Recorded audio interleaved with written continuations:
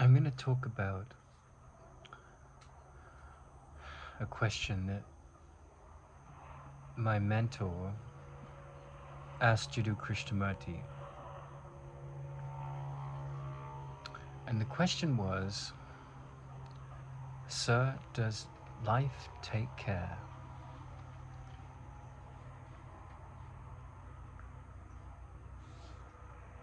And it's such a vast question. It's just a few words, but it's such a vast question. And it's vast because it applies to every human being, every sentient being and every non-sentient being. But I'm going to break down the question.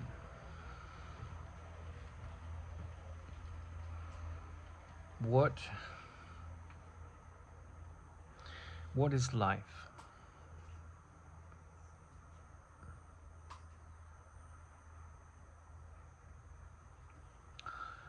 And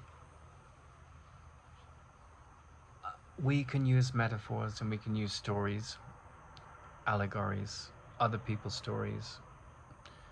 But in this instance, I'm going to talk about the story of my life.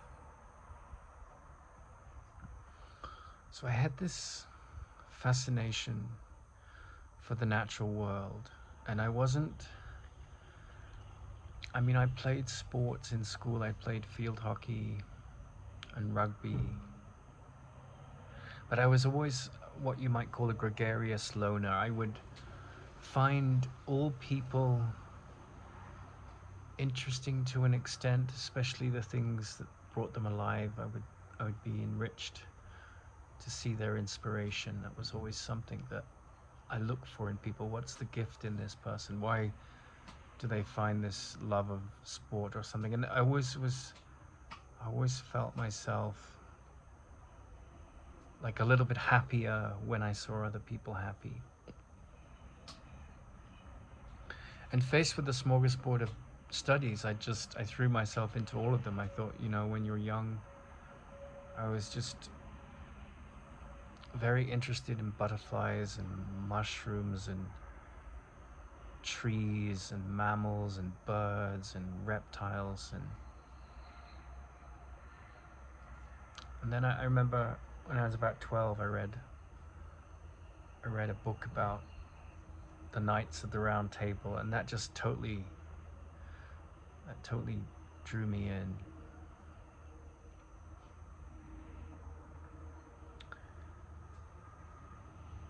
But here's an instance of where life takes care. So my father's an incredible man, but when I was a teenager, for a combination of taking on some very challenging foster sons and the relationship between my mother and him could be quite volatile. He was in quite a stressful job, and he was drawn to drinking, and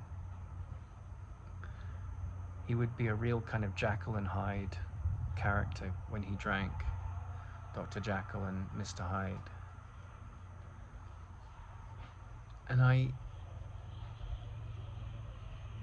could barely relate to that kind of tempestuous anger. I could be a spoiled, self-centered child like any child.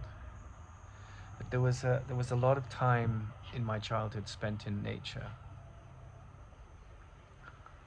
And so, the plan was that I would go to Oxford University and study evolutionary biology. And that was the only plan. I did a work experience week at the BBC Natural History Unit, but that was the only plan.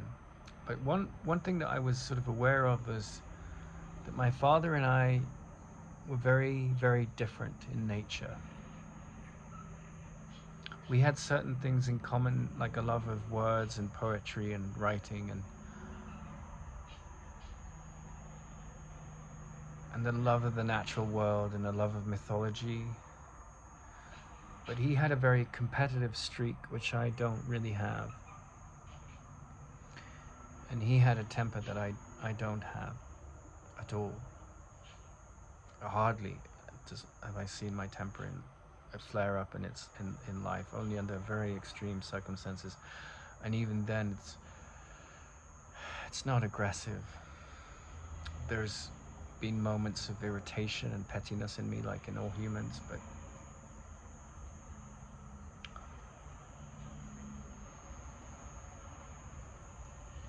and for that reason I could feel I was somewhat of a black sheep.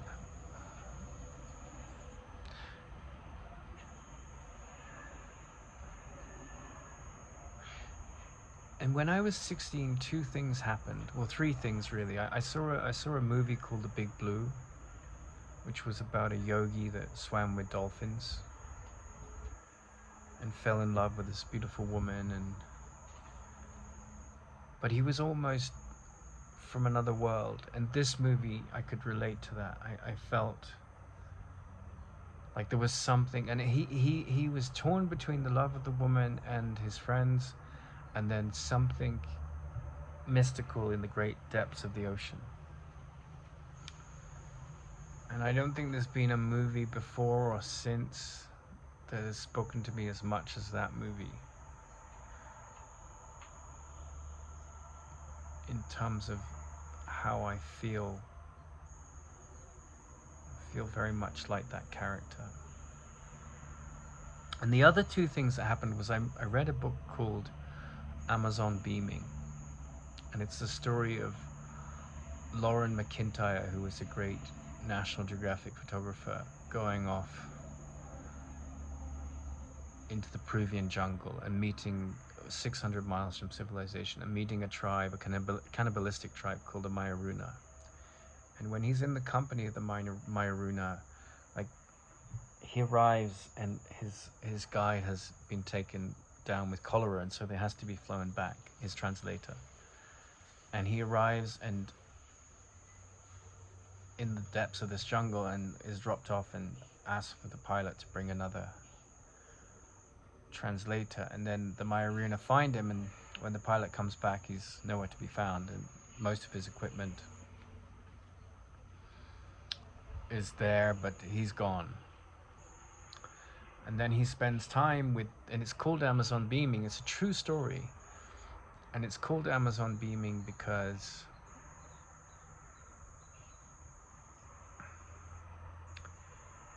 he doesn't have a translator, and there's only one person that speaks very minimal Spanish. And yet the shaman of the tribe, remember, this is a civilization that lives in the jungle. It has no television, no iPhones, no radio, no technology, maybe no iron even, just wooden and stone tools. And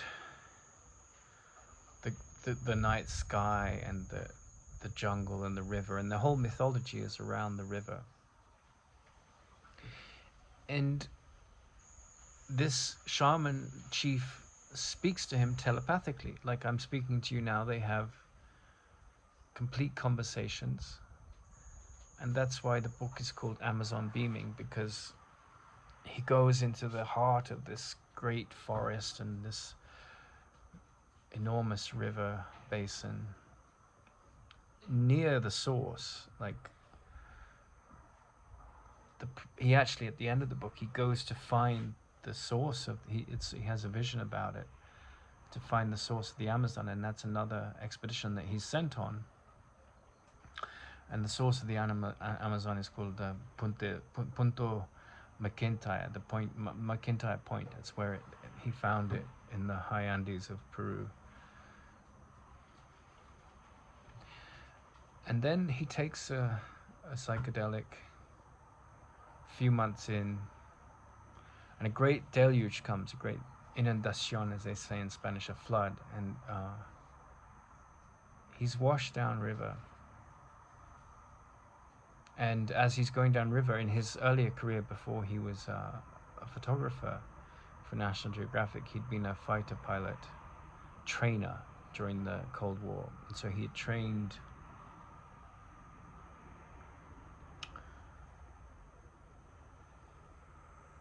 people who were in the Peruvian Navy or Air Force. I think it was the Air Force.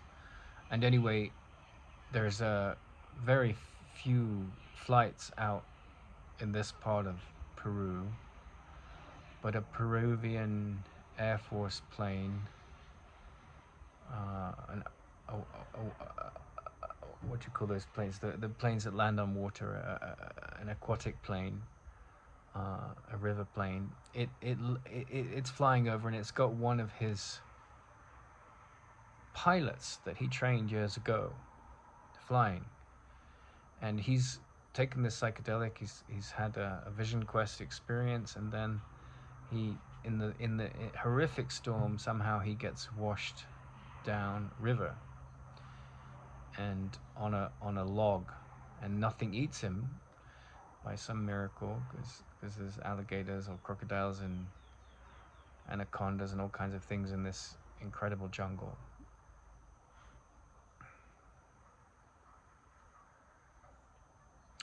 And he gets picked up, and the pilot says, Captain McIntyre, what are you doing, in the middle of the jungle?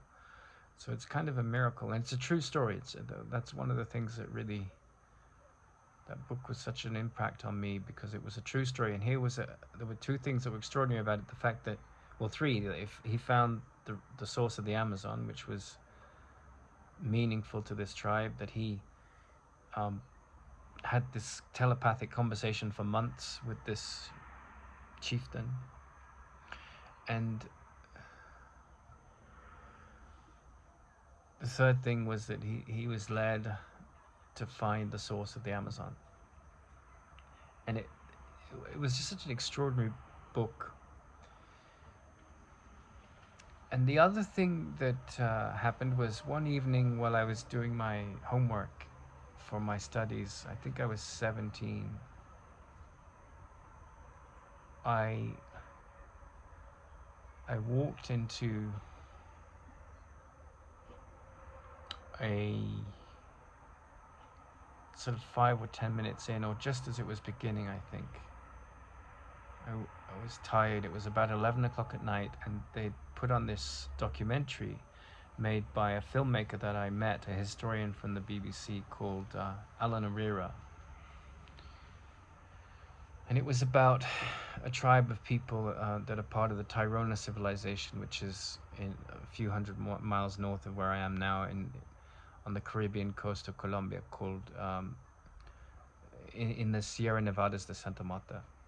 And they're one of the few tribes that have resisted the influence of the white man, or the Western culture that came with Columbus to the Americas, and they've sort of retained some kind of integrity on the slopes of their mountain. Obviously there are more tribes like that in the Amazon, but they're very few now.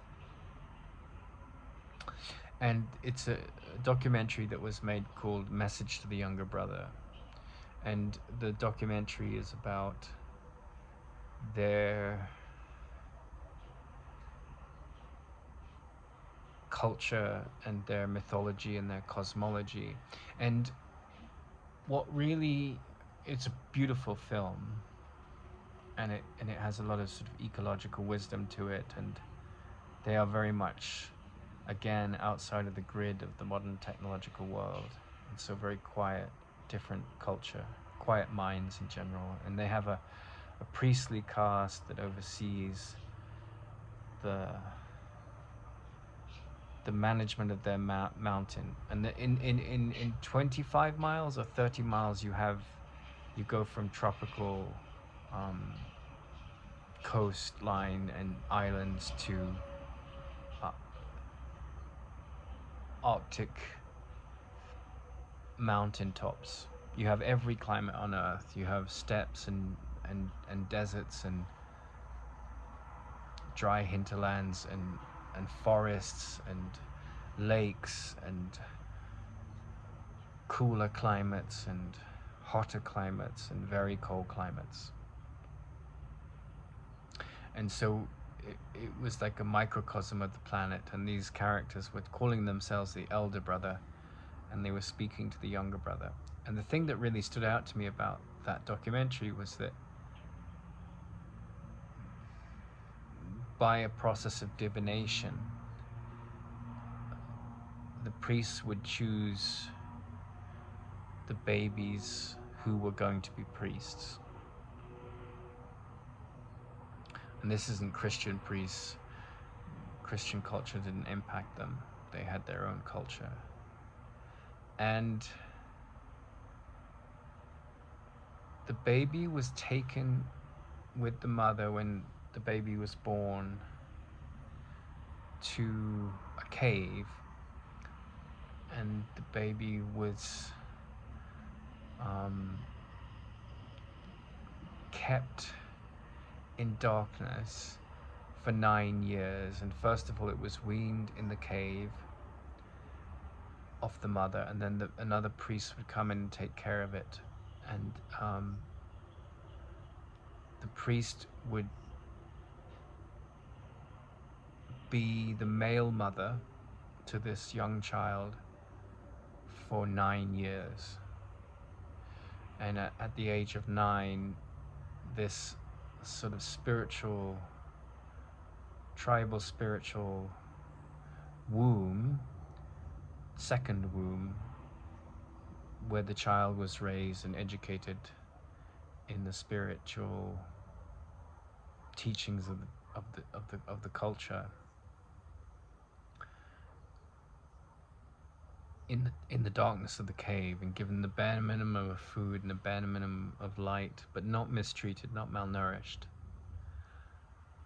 But that was their process, and it always shocked me. It was just like, wow, what an incredible people, you know, how different they are to our world.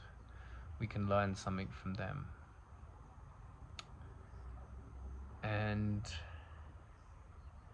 these 3 things had a big impact on me. One was about a yogi, and that movie silenced me for weeks. I hardly spoke to anyone after seeing that movie. I was usually always very gregarious and chatty. And I saw that movie, and the Big Blue, the Grand Bleu, and the mind went very quiet. And the desire to talk, I sort of took on the persona of the actor. Wasn't something that, I mean, teenagers are impressionable, but it wasn't something that, you know, people are often into, like Queen, the band, or now it's TikTok, or, you know, some boy band or girl band or whatever it is when you're a teenager. But for me, these were definitely the key moments at that sort of coming of age period. Of course, I had crushes and on women and so forth, but girls, but this was what I refer to as life taking care. Like all the studies I was doing, I had one foot in that story, and then these experiences happened. And then when I was 16, I went to work on a bird reserve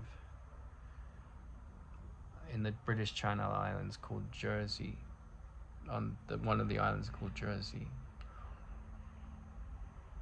And that summer I also worked in Abernethy Forest in Scotland as a volunteer, and sort of explored life with a warden. And I remember writing or having this fascination with a phrase that came into my mind, and the phrase was from a smiling cave, or in a smiling cave, or the sort of sense of find a smiling cave. And I took a gap year, and I went off to Latin America because I found my father very challenging. He was quite extreme when he went from his Dr. Jekyll to his Mr. Hyde. The difference was extreme. Certainly was for me. And I'm not saying any of this to belittle my father, I'm just telling the story of what happened. He has a lot of good qualities. But at that time, it was just, he'd raised these two young men before me that were a few years older than me. And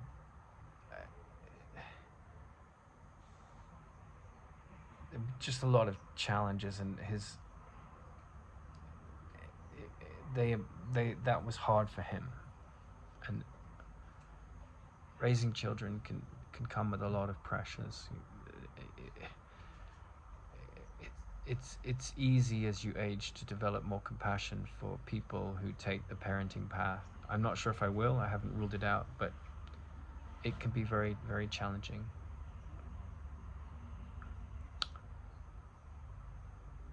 And I got to the point where I couldn't imagine going back into that kind of anger. I just couldn't handle it. I was very sensitive, and I had a very happy year in Ecuador. And then I went to the Galapagos and the cloud forests, and I worked in different volunteering capacities, taught biology and things. And then I got a position as a volunteer on a whale research ship.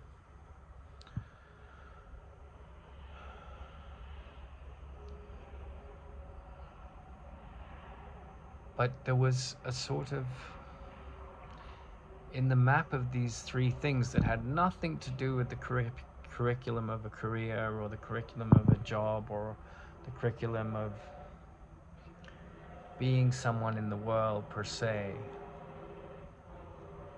They were all stories about holy men, if you like. There was this yogi, and he was like otherworldly and fell in love with a woman, but had this deep draw to the depths of the ocean and dolphins, and there was something strange and otherworldly about him. And then there was this culture that raised these children in the caves, and that fascinated me. I was like, there must be something else that they're tapping into. And then there was this incredible true story of this extraordinary explorer that had an adventure that he never bargained for, and that was sort of way beyond any of the non-fiction stories, and yet it was true. And so all of these stories, including the Smiling Cave, sort of poetic illusion that came to me in that summer in Scotland and Jersey, all of them sort of hinted at going within in some way or other. And then I ended up in Los Angeles as a sort of serendipitous journey, and I met a man who was gay, and I was clearly straight, and there's a book called Narcissus and Goldmund, and our relationship was like kind of like their relationship. Like, he poured all his love into me, and I was this young impressionistic man, but I desperately needed a father figure and a male mother. The mental character is a male mother, and it worked for a time. It was a very sort of sweet journey in a way, and in another way it was very difficult because we had quite different temperaments and characters, and one was gay and one was straight, and one was much younger and much less experienced. And so there was a sort of the showering of love, which I was grateful for, and then there was all this tension, which was challenging.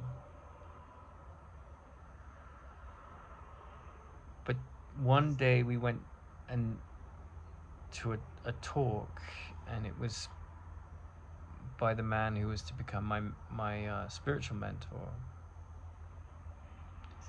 And it was if those four things, the Smiling Cave, the National Geographic photographer who tapped into these whole other level of powers of mind, and the Kogi that raised their priestly characters in this extraordinary story of the second womb, and the yogi diver that was diving into the deep for some pearl of deeper meaning. These things were life at work, and meeting that man that would, he'd spent 5 years in silence, and he introduced me to this Course in Miracles.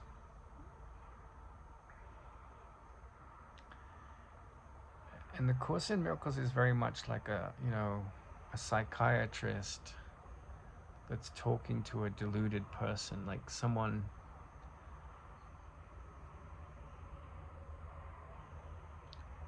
who finds that book appropriate. It's not for everybody, but it's sort of saying you think you're something. You think you're a human being. You think you're a body. And if you do this course, there's going to be some profound shifts in your awareness. And the thing that really stood out to me, which was the profound contrast between the principal masculine role model in my life, all of them really, including this hippie, nurturing older friend, was that this man that I met, Tara Singh in Los Angeles, was just so peaceful. I mean, he just was. He'd spent a lot of time in silence, purposefully, like he'd manifested that.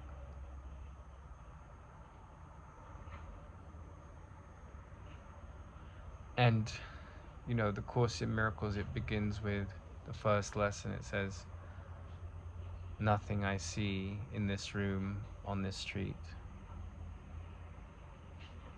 from this window means anything." And so, like someone who thinks they're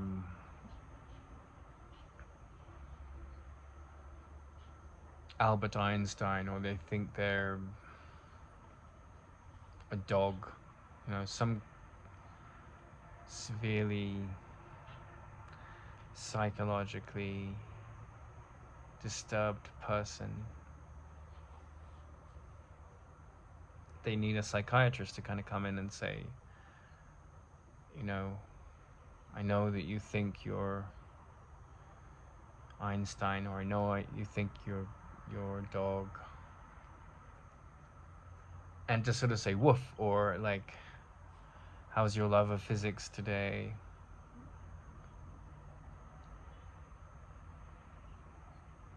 But then to sort of begin a dialogue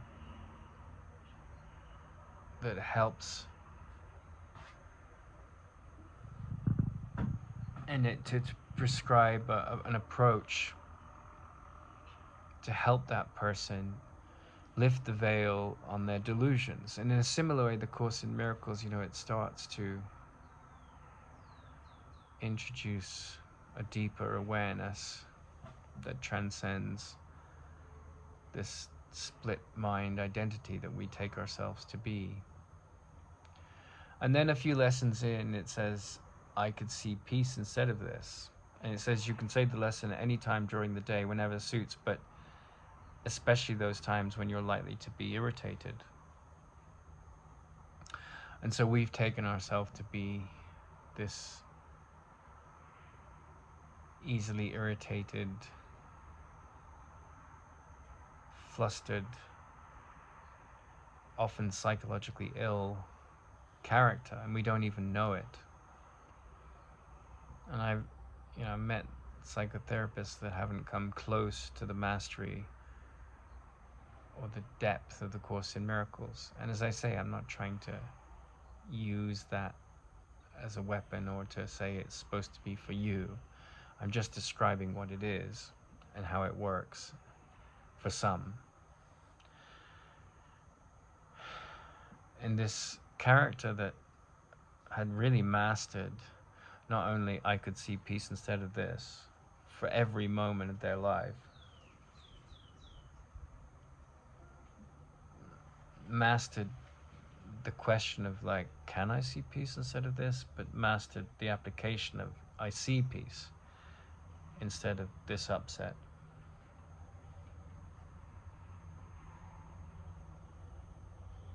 Meeting that person, something in me longed for that. You know, and the wandering in the woods, the being a bit of a outsider in my culture, in my school, trying to fit in, loving to study, but then just feeling something was missing, you know? When I met that man, Tara Singh, I was 19, and it was, for me, you know, it was like meeting my sanest self, and I couldn't escape that. I was like, there's something here that I've been looking for.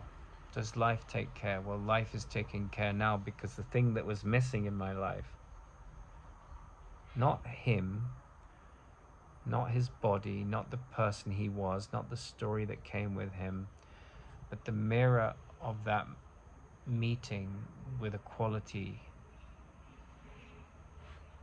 that I just felt very related to, the quality in his nature that mirrored back the same quality in me.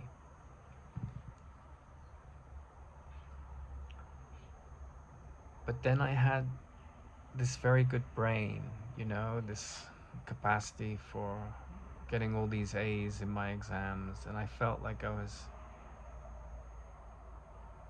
was letting the world down. I wasn't using it to good effect. And that thought haunted me, because I've gone to university a couple of times in my life. I once went to the University of Aberdeen for about a semester.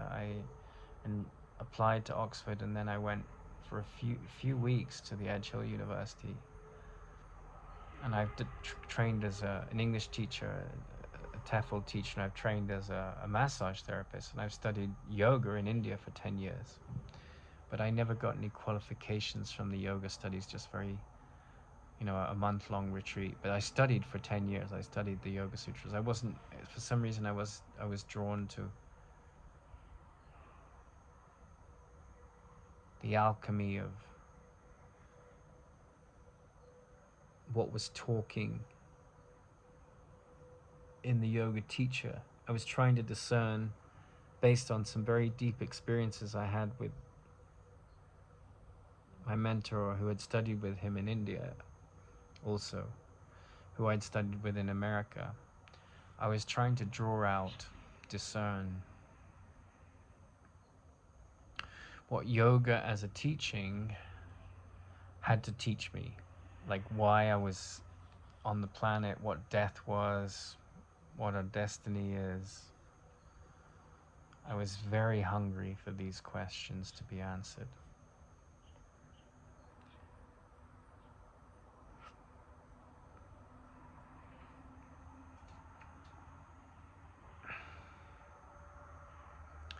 But I still had one foot in the world of knowledge, right? And in a sense, that came to a culmination a couple years ago. I was in a garden in Southern California near the Jet Propulsion Lab in Pasadena, but in the adjacent town higher up the hill called Altadena. Alta means high in Spanish, so the higher part of the hill. Pasadena is the lower part of the hill. And I had been studying this great modern writer, who's a classicist, Peter Kingsley, and I am a child of the Western culture, but the mystical studies I've studied have been, though I was born in Europe, I was studying this Christian mysticism through the stories of Hindu saints with my teacher in Los Angeles for 10 years. And he had been taught by Krishnamurti, who was someone that eschewed all organized religion and was considered an incarnation of the Buddha, but, you know, wouldn't teach Buddhism, wouldn't fall for the traps of a belief system or a culture of stories for the most part. He just taught in very simple language that was outside of any kind of discussion of gods and heroes and archetypes and the things that you associate with religion and psychotherapy, like that of Carl Jung. But my teacher had also studied with Helen Schucman, who had written The Course in Miracles, and she was a clinical psychologist. So his presence had a big impact on my life. And then I go to India and I study the Indian mythology. And then in my 40s, I've looked at the Christian culture, I've looked at the mystical Gnostic cultures, I've looked at the South American native cultures, and I've dove deep into, you know, I lived in Korea for 18 months, and so I had quite a deep sense of Buddhist culture. I'd been to monasteries in Sri Lanka. I had a friend who's a monk in Sri Lanka, a Western monk in a Sri Lankan monastery. So I was very much aware of the Christian culture. I was very much aware of the Native American cultures across the Americas, and I was very much aware of the Hindu and the Buddhist cultures, and to an extent the Shinto cultures, the Japanese. And then Peter Kingsley comes along into my life in my 40s as I'm going through a divorce, and he starts talking the language of like the pre-Christian culture, the ancient Greek culture, which is the mother of the Western scientific and legal and navigational and architectural culture that led to Leonardo da Vinci and Newton and Einstein, but started with Parmenides, Pythagoras, Empedocles, Herodotus, these characters that birthed Western civilization. And of course, with Tara Singh, I'd studied, you know, Henry David Thoreau and Ralph Waldo Emerson and Walt Whitman, and I'd read a lot of the life of Abraham Lincoln. So Kingsley comes into my life, and I read his books and I study his lectures. And I spent a lot of time in Greece as a child. I went with my parents several times. I went to Crete and Mycenae. I went to Knossos. I went to Corinth, and I went to Athens, and got to see the Aegean and snorkeled in the sea, and sat in Epidavros, the biggest ancient amphitheater in the ancient world. And I knew the Greek myths to a great extent, and I knew the Roman culture. But then, as I studied Kingsley, I got a sense of what logic was, and how Western science was sort of quite askew from the deeper meaning of logic. And I could see with the work of Alan Savory, the ecologist, how he was tapping into the deeper meaning of logos. And I could see how Peter Kingsley was doing it as a writer on the schizophrenic nature of the Christian mythos and the Western culture in general, and its misunderstanding of the social sciences and even the sciences and the legal system. Because when Greece fell, the mystical tradition went to Turkey and Iran, and the gods and the science and the technology went to Rome. And so something was really amiss. There was like it was like the yin and the yang was torn apart, and we've been in that cycle ever since. And it really, you can trace it to this critical generation between Pythagoras and Parmenides. Pythagoras had this great mystical school, but then this movement of the rational, the hyper-rational came in, and he was murdered, brutally murdered in a bean field. And he had this great devotion to beans. But he was a very interesting character. And then the next generation brought Plato and Aristotle, and these men, I would say that Aristotle was probably the biggest perverter of the mystical schools of the European culture. He had such a towering influence that was somewhat good but mostly bad. And you have to read a lot of history to sort of fathom the significance of Aristotle's perversion of this great wisdom that started in ancient Greece and was distorted by his actions. Plato was less of a culprit, but he didn't understand the depths, and if you come forward in time,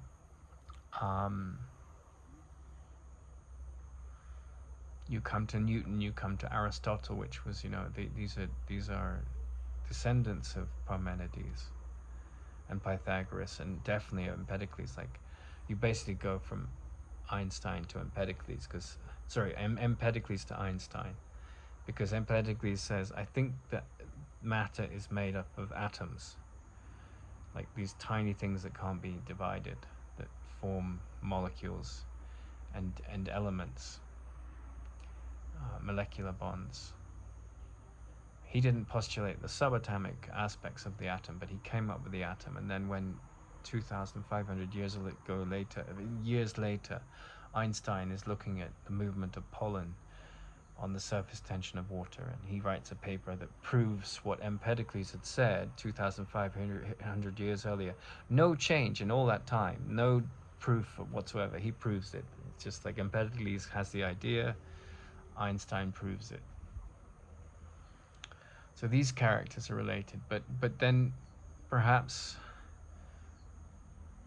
Carl Jung and a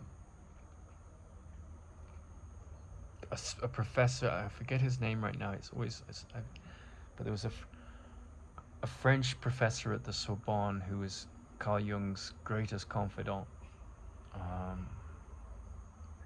a professor of Sufi mysticism. So these two people come along, and they, in the last century, they start to tap into what we've lost in this moment between Parmenides and Aristotle, this mystical aspect of the Western culture that you could see in the great tragedies and the evolution of the tragedies in Greek theatre. And I really connected with the meaning of two or three words really had a profound impact on me in that garden.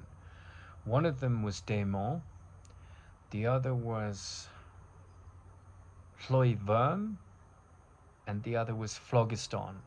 So démon is a beautiful word. It is the mother word of the word demon. And we can see in the sort of distorted Christian mythos, not so much the Course in Miracles, we can see how this word demon has lost its deeper meaning from the original meaning daemon. Sometimes things go backward. And so daemon means an animal spirit, usually, that comes into your life with a message. And I was sitting in the garden one day, and a stunning little bird, I've always had a fondness for birds, arrives one morning, one mid to late afternoon, this bird arrives. and it's a very rare subspecies of this particular bird. And the bird is called a dark-eyed junco, and the Latin name for dark-eyed junco is Junco hymelis, right? So junco means reed or sedge or grass, and hymelis means this which flowers in the winter, right? So you have that saying from Shakespeare, now is the winter of our discontent, right? But that meaning of hymelis is the exact opposite, that in the harshest, most difficult experiences in our lives, in the winter, in the death, where all seems hopeless, something flowers. So this bird arrives, and at the time I'm fascinated by the word phlogiston, and I'm fascinated by the word florivorm. And before I go into the significance of florivorm and phlogiston, I'll just say that the bird had a number of like a daemon arrives and it gives you a message, right? And it's like a dream. It's like a messenger from the gods, if you like. So I looked up. I was looking up the root word for olive oil in Greek, in ancient Greek, and I found in that dictionary that there was a root word from Proto-Indo-European languages, and the word was llwyfrm. And then actually when I was in Britain about a year or so later, I'm at the university I was at, I met a man from, I believe he was from somewhere near Sudan and Ethiopia, in this area. Actually he was, I think, possibly Eritrean. And this is when I was being attacked and mobbed by this sort of professor that had like churned up a storm of like misandry and toxic behaviors toward me because I didn't swallow what you might call the blue pill, using the Matrix terminology of this woke pronoun, women have been persecuted by the patriarchy. It was this whole, going back in the Course in Miracles, everything that I see, I have given the meaning it has for me, right? So I was so far along in the journey of that, and this woman was so sucked into this view that women were the victims of men, and maybe she'd had a difficult relationship with her husband, but it was just boiled into her DNA, and there was this kind of rapture going on in her head where, like she was part of this culling of the toxic male species, and I was chosen as this character to project that onto, because I was talking about the masculine and feminine in us and saying that we're all a they, which we are. We have qualities of the masculine and feminine. If we don't honor them, we lose our balance. And so that's why I find this predicament we find ourselves in with this obsession with like pronouns and identities, sort of missing the point, because whether you're transgender, you're gay, you're straight, you're male, you're female, whatever you're intersex or whatever, you are handling the interplay of the masculine and feminine energies in your psyche. And Krishnamurti had said, a religious person has married the androgyny inside them. It doesn't mean sexually, it doesn't mean they're like some kind of strange hermaphrodite, that they, or bisexual, it just means that they have this peaceful demeanor which honors the nurturing feminine and the assertive, confident masculine, and doesn't condemn those qualities in the transgender, the man, the woman, the lesbian, the gay, the bisexual, just honors that in harmony, welcomes them. But this academic and the women on the course were so caught up in these politics and this, how dare a man have an opinion, and it's just the same kind of thing that you would see with, like, when women entered the workforce. It was like, oh no, you're a woman, you shouldn't have an opinion, you just sit quietly. And so I just got this wrath put upon me. But I was handling that, and I was trying to go to the police to report how the university had protected this narrative that was purely, vindictive, which I was shocked that would be supported. But if enough people cry wolf and it's done in a way that's sort of petty and mean, then that's what you have to handle. And I wasn't returning it, but I was trying to handle it. And there was a conference, and in the middle of all this insanity that I was handling around me and trying to protect my position without attacking anyone in return, or defending myself in this sort of insecure ego way. It was just this tumultuous energy that was pushed on me. I met this guy from Eritrea who was a student at the university, and I said, "You're from Eritrea," just in a very calm way. And he said, "Yes." And I said, "Do you know the name for hydrogen? Or olive oil," I think it was that I asked, because I knew that olive oil was related to hydrogen, because, it's like olive oil is a fat, it's an oil, and it's a fuel. Like we burn it to cook our food, but it was one of the first fuels and cooking oils and things. And so, like, esters and oils, and they are, we burn fossil fuels, we burn fossil fuel oil and gas, and so these are things that come from primal processes in nature. And he told me the older word, the word that came before Llwyfern, and I don't recall it now, but it was a really wow moment, and I could see, knowing enough about etymology, that the journey from this Ethiopian word to the Proto-Indo-European word, which was somewhere probably in the area called Iran today, to then the movement further west to Greece and Turkey and Italy, what was then ancient Greece. You could see how the Greeks had this word that they associated with oil, but that was also associated with what was going on in the sun.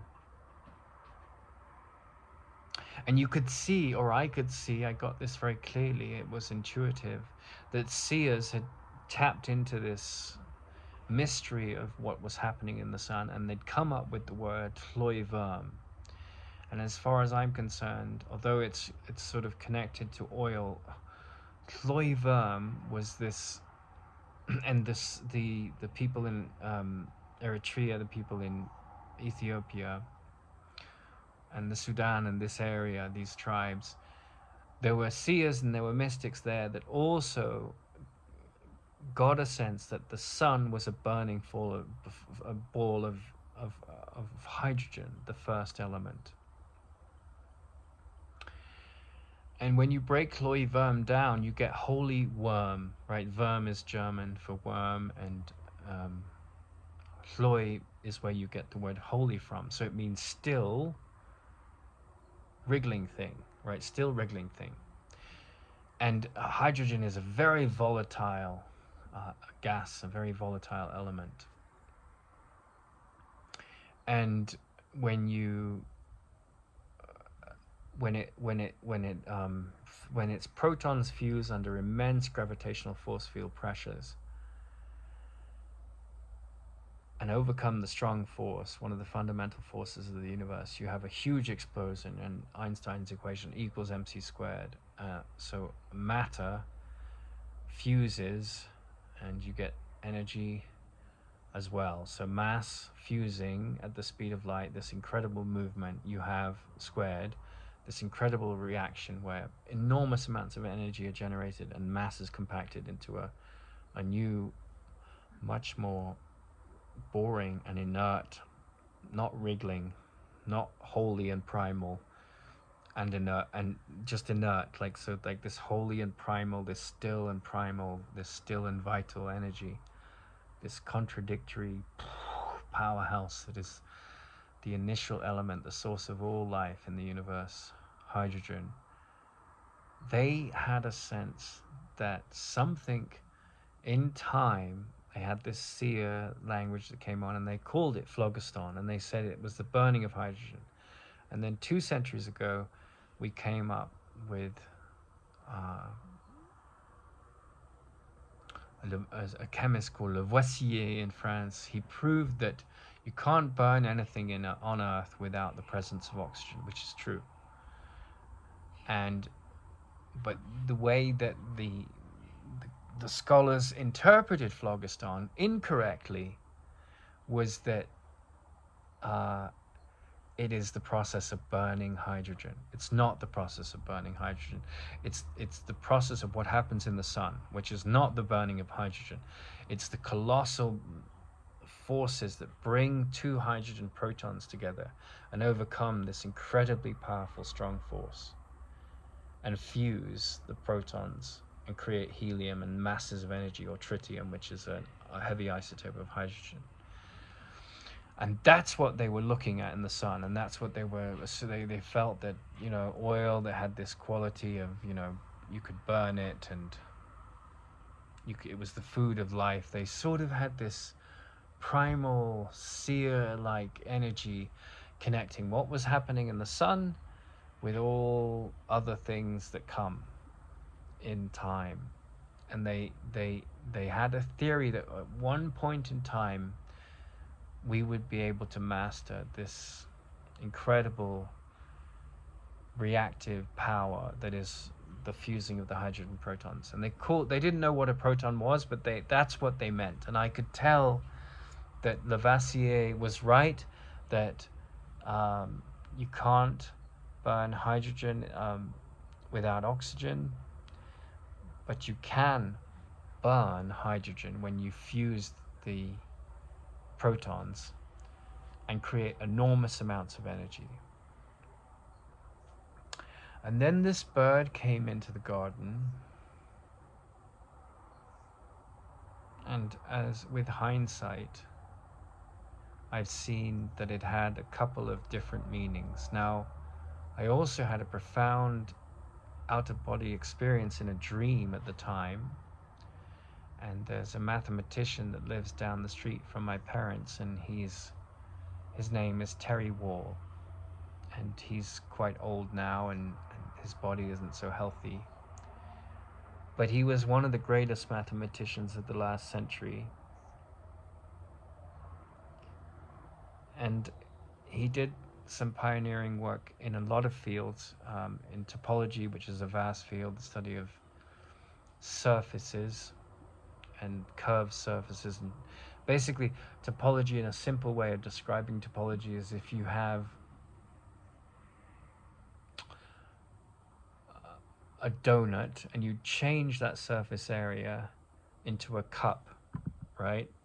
It's the same, like if you think of the donut as being made of leather, like a leather, you know, it's like if you shape that leather differently, like in an origami, a master of origami, or it could be paper, but you use something that makes a replica of this shape of a donut, and then you take the same surface area material, whether it's in leather or paper or whatever the material, or on a computer program, and you